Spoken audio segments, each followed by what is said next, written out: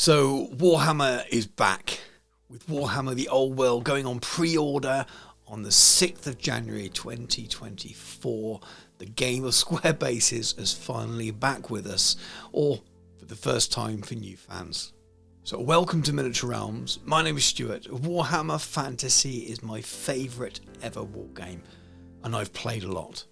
I've been following the news on this game since it was announced, and in this video I'm going to attempt to give an overview of what's coming and what to expect. I'm going to try and answer a few of those most common questions that I have had or seen, and hopefully in some way help those of you who are thinking of returning to the game or starting it new. Some of what I cover in this video will be opinion based on what we know already. Some of it will be educated guesses based on the information we have out there and my experience playing war games and what we've seen in the past. So crack open a paint, pop the kettle on, open a beer, let's get started.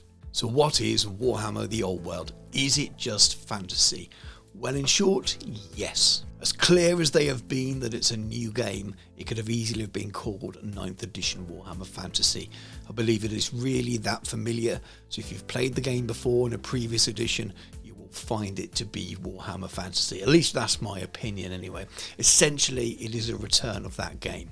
So some of you may be asking, what was Warhammer Fantasy? Maybe you've only been gaming since Age of Sigmar's been around, and I'm not judging, I'm just jealous that you're younger than me. Warhammer Fantasy was born in 1983 as a way for Games Workshop to sell more fantasy miniatures. They've always been a business, you know, not the charity case that some misty-eyed folks seem to remember them as. It grew over 30 years through 8 editions, coming before Warhammer 40,000 and all the other spin-off games. It is the true father of all Warhammer, even if it was taken over by the Pew Pew Daka Daka in more recent years. In 2014 and 15, the End Times happened, a series of campaign books and Army lists and a novel series as well. This story arc detailed the end of the old world, not only in game, GW ended the game completely as well, replacing it with Age of Sigmar in 2015. Some people even burnt their armies in a minor show of frustration. Now it's back in a new form, and it's been coming back for a while. It was announced rather cryptically in November 2019, and news has been slow at times, but we've obviously had a worldwide pandemic that period, and I think that's added a lot of delay to things. But things have really hotted up this year. Now, I won't take you through the full development history. There's over 40 articles now, I believe. But if you're interested in the game, it might be worth checking the most recent ones, maybe all the ones of the calendar year of 2023 and onwards. So now, to really get into those details and some of those questions and comments and complaints that I see in the comments on my videos, but also around the internet, especially on Facebook and some of the groups there, and throw a little bit of my own opinion into the mix. So one of the main ones is, are all the original factions back? And in a word, yes. Obviously, things are never that simple. So yes, all the factions that were around at the end of 8th edition will have rules, but not all factions are counted as core factions for the old world game. So let me elaborate a little bit more. The launch factions, the core factions, are Empire of Man, Dwarven Mountain Holds, Kingdom of Bretonnia, Wood Elf Realms, High Elf Realms, Orc and Goblin Tribes, Warriors of Chaos, Beastmen Brayherds, and Tomb Kings of Khemri. So why is that? There are a number of reasons. The main one given is to do with the lore, so we'll come back to that very, very shortly. But what happened to the other factions? Well, they are Dark Elves, Skaven, Vampire Counts, Demons of Chaos, Ogre Kingdoms, Lizardmen, and Chaos Dwarves. They have been all termed legacy armies, and they will have rules as free PDFs. There's been snippets of information over the months about that, and most recently it seems like they will have full playable army lists there of decent quality. Indications show, but you're not going to get new printed rule books with new artwork and new characters and that kind of thing. So if you've got those existing armies, or those happen to be your favourites, they will be playable. There's a little bit of negativity around that naturally, and if you're watching this video and it's the first you've heard of it and your favourite army is Vampire Counts or Skaven, you're going to be thinking, what Why aren't they in the game? This makes no sense. I'll try to explain that a little bit more throughout the rest of the video, so please bear with me. So let's briefly mention lore, and I'm not going to go into this in any great detail. I'll pop a link in the video description for all of these articles and for the Old World website, which is actually fantastic. So you can go and do some reading around those things. But the lore, the Old World is set in a different timeline than we've seen before. So we have the world that was, and the fantasy timeline that we all knew that ended with the end times. And then this is set in 2276, which is 20 odd years before the Great War Against Chaos, the Siege of Prague. Some of you may have heard of it. It's all written in the old history. So if you're a Warhammer veteran, you'll have seen these things before in the old lore, mentioned as a date in a brief blurb. So they've moved the timeline back from the old period we had before, and with that they've changed the setup of the game a little bit, and it's focused around the old world area and the countries and nations that are around there, and they've given reasons why certain things aren't included. Go and read up on it. Some of it is probably a little bit tenuous in order to reduce the number of factions down, but I believe there are also kind of organizational and resource reasons for that, and we'll come back to that a little bit as well later in the video when I talk about the Specialist Design Studio. So all of these 9 core factions that are coming back to the game or restarting in this new game are available at launch, right? No. Again, it's a little bit more complicated than that, and again, a lot of this is to do with Specialist Games and the way Games Workshop are running this. But we have 2 launch factions. We have Bretonnia and we have the Tomb Kings. And there are 2 launch boxes, which are pretty much army boxes that include the rules as well. And that is the core of the release at this time. There's a number of supporting miniatures as well. Again, I'm not going to list absolutely everything. There'll be images on the screen as I'm rabbiting on in this video, and that will give you a bit of an idea. The game is set up for a focus on these 2 factions at launch, definitely in terms of their miniatures, but a little bit in terms of their rules as well. But there are army lists and rules for all the other factions in the game, the legacy ones, which will be coming out soon, which I previously mentioned, and the other core factions as well. So let's talk about the rulebook and the other supporting books that are out at launch as well. So this is really important for how the game's going to look moving forward, how you're going to play the other armies. Because I've already mentioned there are rules for the other core factions at launch, but there's only really miniatures for the 2 launch factions. And how's this going to make the game look? So the core rulebook is a massive 350 plus page rulebook, just the same as any Warhammer fantasy rulebook you've had before. In addition to that, there are 2 army list books. We have the Forces of Fantasy and the Ravening Hordes. The Forces of Fantasy contains the 5 good, in inverted commas, armies, and the Ravening Hordes contains the list for the 4 evil armies, in inverted commas. So this is a major difference from the last few editions of Warhammer Fantasy. Now, we have had a Forces of Fantasy before. I believe that's back in 2nd edition, and we've had Ravening Hordes a number of times before with the collections of army lists, but they've moved away from that for a number of years now. We've had individual army books, and this is a big change, but I think it's a good one. Personally, this is opinion bit there rather than fact. I know not everyone likes it. Some people are a little bit upset about having to buy bigger books with multiple army lists in, but personally I think it's a really good thing. You've got all of those army lists out at the same time. That means their power levels are all fairly well matched.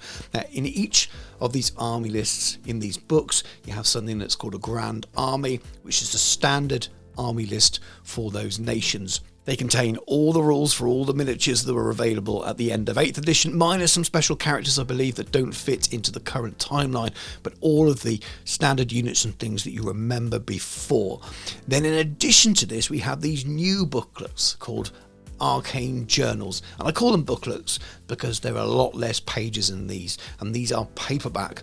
And at launch, there are books for the Kingdom of Bretonnia, and of course for the Tomb Kings of Khemri as well.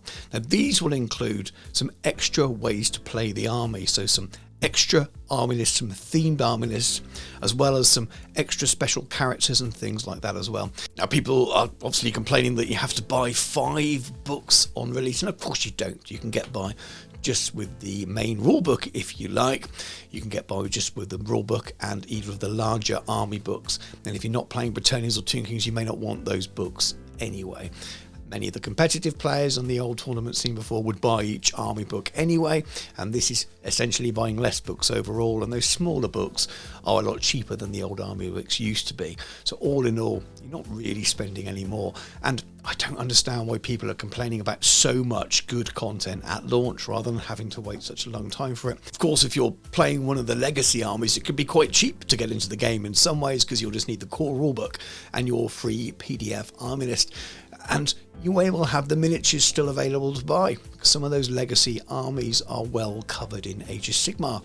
Maybe you're a Lizardman player and that new Seraphon range has just been updated and full of fantastic miniatures. Maybe you're a Chaos Warrior player and you only got the Ravening Hordes army list. You don't have a separate booklet yet, and your miniatures aren't out yet. But you know what? The new Slaves to Darkness stuff for Age of Sigmar is absolutely fantastic.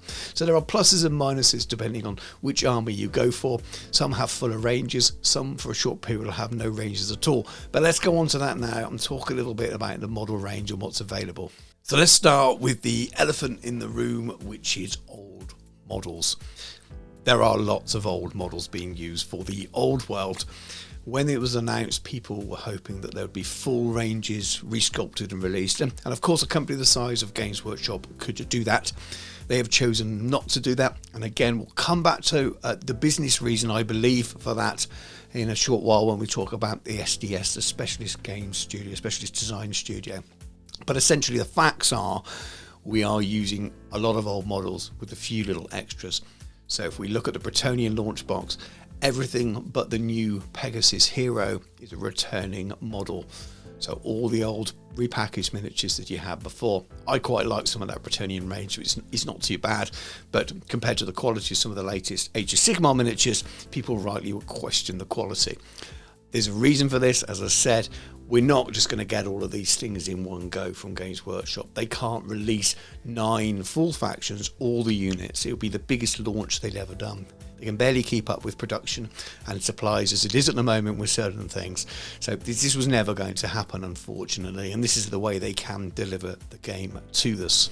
The Tomb Kings are the same. They are all old models apart from the new Bone Dragon. This is just talking about the starter boxes at the moment, and those models are even older, and some people are even more upset about those. Again, I don't mind too much. I'm happy the game is back. I understand those people who don't like them, and they'll look for some alternative models. Some people will 3D print, some will buy from other manufacturers, and you know what? That's cool. It doesn't matter. Buy the books, play the game. When I played Warhammer Fantasy before, the game was full of alternative models. People played whole proxy armies, and it was never an issue about them. It's your war game, you do what you want. Yes, it means you might not be able to play a game of Warhammer World, but that's one venue. So you do what you want to there. The fact is, there's a lot of old models in this release, so you need to be aware of it. So what about outside those starter boxes? Is it all old models? No, not at all. There are quite a few new sculpts, and I'll be popping lots of pictures throughout this video of some of the shiny new miniatures. So the Bretonnians have a mixture of resin miniatures that were made by Forge World of old, but that name's disappeared now as it kind of blends into one Games Workshop website, and SDS kind of takes over the role that the Forge World side of the business did before. But there's lots of new miniatures there. There's a beautiful Elise du Shard miniature. There's an alternative Pegasus miniature, which is the battle standard bearer. In the launch box you only get the options to make the Baron and the Duke. There's a Foot Knight. There's some new Foot Knights which are in plastics, and all of the new miniatures are in resin. Lots of new things. The same with the Tomb Kings. There's new Bone Swarms. There's new characters and things. Really, really nice new miniatures, but they are there to supplement the old existing ranges. There are also a lot of other returning miniatures as well. Many of it that was previously in fine cast, and that's not coming back. There is no fail cast anymore. It'll either be recast in resin, so the resin that they use at Forge World, or they'll be recast in metal. Some of those miniatures would have been metal before. Some are being cast in metal for the first time. time. So the Bretonnian trebuchet is back in a resin, but the things like the Battle Pilgrims and the Reliquae are back in metal.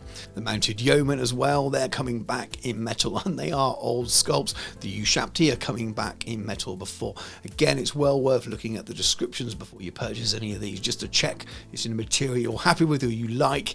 In many cases, when they come back in metal, they're probably going to be a lot better quality than they would have been as fine cast before. So I think most people are happy about that. Some people, of course, would just prefer new plastics for everything, but we've covered that already. So briefly, while we're talking about miniatures, what about the other factions? So we know there are legacy factions that are only covered by PDF armies, and the idea is you dust your old miniatures off if you have them. And I can't see them coming back to the range anytime soon. The game does really well, and we have a second edition. I think we could see the return of them then. There's definitely room for it. The lore looks like it's moving towards that Great War of Chaos, and if they move the timeline along, which GW do a little bit more now than they used to, we could start to see the reintroduction of other chaos. Maybe the Skaven, who are fighting amongst themselves at this moment, would come back, and I think there's a good chance of that. They've also quite a few ranges that are tied up with Age of Sigmar at the moment, and as Age of Sigmar refreshes those ranges and AOS's them, maybe we'll see those older ranges who were fantasy before come back to the fantasy side as well. So I'd hope they'd come back, especially with some of the really iconic ones like Vampire Counts and Skaven. Some of the non-AOS ranges I've got quite a lot covered as well. There's still quite a lot of Dark Elves covered in the Cities of Sigmar, but you'll have to head over to the website and check. And if you haven't got those miniatures, then you'll have to look for alternatives, and there are plenty out there from other manufacturers and things as well. So don't let that put you off playing the army that you want to play. So that's the legacy factions covered, or not covered, I guess. But what about the other core factions for the old world game that aren't here at launch, that aren't Bretonnians or Tomb Kings? Where are they and when we can expect them? The quicker answer is we really don't know, but I can't imagine that they're planning to leave just Bretonnians and Tomb Kings as the only two factions for very long. The game would grind to a halt very, very quickly, and probably far too many customers would go to alternative methods and print their armies or buy alternatives. So my guess is we're going to see quite a few factions released over this year, and they'll all get similar launches with mostly old ranges returning with some new sculpts, some new characters, maybe a new unit. 2 max, maybe, depends on the army, and then we'll see an arcane journal just like we have for the Bretonnians and for the Tomb Kings, with a few extra rules and a little bit of lore expanding upon those launch books, and I think that's a really, really nice, neat way of doing it. Briefly talk basing. Base sizes are changing, not all, but an awful lot. For a start, all 20mm square bases have been replaced with 25mm square bases. You don't have to rebase your armies. You can use converted movement trays or just use them as they are, but at events you'll need to do something, I suppose, to make sure they match up with the newer armies. I've started rebasing my miniatures already, and most of them fit so much better on the 25s rather than the 20s. You can rank them up so much easier now, but it is a bit of a pain for people with large collections already, and the converter movement trays that are already available on the market via eBay and places like that are really, really useful. The new base sizes are listed in the profiles in the army lists, but Games Workshop have started to release these already, and on the Warhammer Old World Facebook page they started to release them the other day, so go and hunt that out, and maybe by the time you're watching this they'll have put out an official document. So let's talk briefly about SDS, Specialist Design Studio, and I think this is at the core of a lot of answers around why things are, and that's not in a negative. I think it's a really good thing that it's coming from that side of the business. So we know the Forge World originally started making resin miniatures as a sort of a side operation for Games Workshop. It's always been part of Games Workshop, and it isn't a separate business. That brand name has gone now with the new website, but that side of the business still remains, and it's the Specialist Design Studio. The reality we need to understand is that they have less resource than the main studio. Warhammer 40,000 and Age of Sigmar are the core of Games Workshop's business, and they don't need anything else. They make so much money from those and their other sides of the business that they don't need Old World to do well to exist. Yes, could they afford to do all those ranges which I mentioned at the top of the video? Of course they could, but is it smart business to do that? No, because they've already got a fantasy game that's doing fantastically well, and a science fiction grimdark game that's doing incredibly well, and one of the biggest properties in the gaming scene, probably the biggest war game in the world. And based on that, they've just signed a deal with Amazon. It's that huge. Old World, like it or not, just isn't there. So the limited resources they have in terms of writing team, miniatures designers, artists, and all those things that need to be put into the Old World just means they couldn't do a full launch with all the previous factions, with all the previous army books, full ranges from before. Can you imagine the amount of work that range would entail? It'd be far too much. And that's why they've split it down, I believe, to this slimmed down 9 factions. They talk about the lore, and I think that's part of a reason behind it, but also the resource and the size of the game that they can manage at that side of the business, and the size of the game they want to manage as a business is the core reason. Now, I'll very briefly touch on the rules. It's too big a subject to cover in this kind of overview video. It's designed to help people coming to the game. The rules, all I'll say is that they're looking pretty good, and most of the things that they've shown over the last few weeks have been pretty well received. Even in the most angry of Facebook groups out there, it seems to be a majority of people saying, I know what, I like that. And if you check out the Old World Almanacs, which they renamed the later articles on the Warhammer community page, they take you through each phase, so to speak, in the rules and tell you how it's going to work. There are some big changes. Magic has been removed as a phase. It's now spread throughout the other phases of the game, so you cast moving spells in the movement phase and shooting in the shooting and so on. So a quick note on price and value, and these things are always extremely contentious, and I'm not going to start reading out prices here because that will vary depending on what part of the world you're in, and the value will then change for that as well. All I'll say is that the core launch box prices are relatively good value for the amount you get in them versus how much you'd spend with them on their own, and people have done some very good comparisons of how well they match up with the costs at the end of fantasy. I think the really key thing about price and value is very personal, and it's personal to all of us based on your means and where you attach the value on what you think is a reasonable or suitable amount of money to spend on something. But do be mindful of other people saying things aren't worth it. We all have your own opinions on what's worth it. Make your own mind up on it. They're not right, you're not wrong. Just be sensible and try not to get yourself in a situation where you spend too much money. But overall comparison with prices, they're in line with Games Workshop stuff for Age of Sigmar, especially the newer sculpts. Some of the older things look like they're in pretty decent price range compared to what they were before, but in larger boxes now. So it's not cheap, but also it's not as high as it could have been with the Games Workshop. So you make from that what you want, you make your own decisions. And then linked to that, I suppose it's worth just touching on FOMO and will there be enough stock? And the simple answer is there isn't one. We don't know. They've had a new facility, new warehouse, new productions, and they're just struggling to keep up with demand at the moment. That all being said, I don't think they always get their forecasting right either. I think they're very, very cautious on their forecasting. And that often leads to them selling out a little bit quicker. Now, that's my view on it. Some people believe that everything is deliberate and the FOMO is built in and they want to sell out in 5 minutes. I don't think that's the case. I think they definitely build FOMO into their marketing. That's clear. And people that have worked there before have admitted that, and that's part of running the business. But I don't think they ever want to sell out in 5 minutes. I'm not sure they even want to sell out on the first day. I think they'd like to sell out within a pre-order period probably.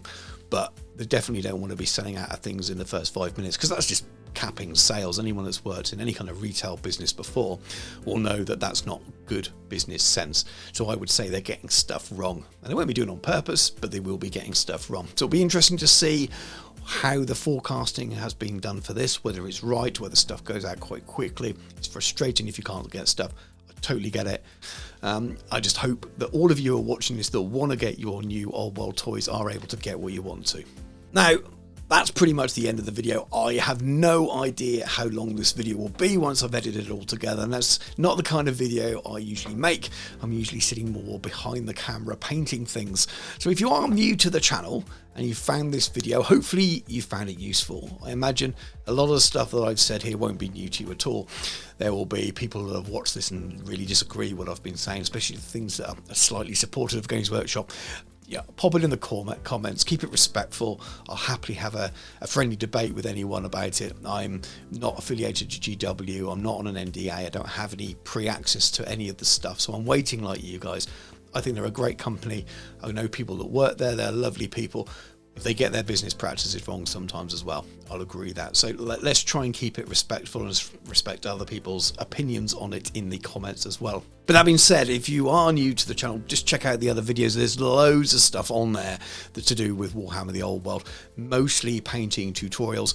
I think by the time this goes out, I've covered most of the stuff that's in those starter boxes already. I've been buying models all year for it. I've recently started a Discord for the channel as well. There'll be a link in the show description for that. Head over there. I have a Patreon as well for those of you that are more existing viewers and want to support the channel. There are a number of tiers on there, so check that out as well. And there are a few extra Discord channels for patrons.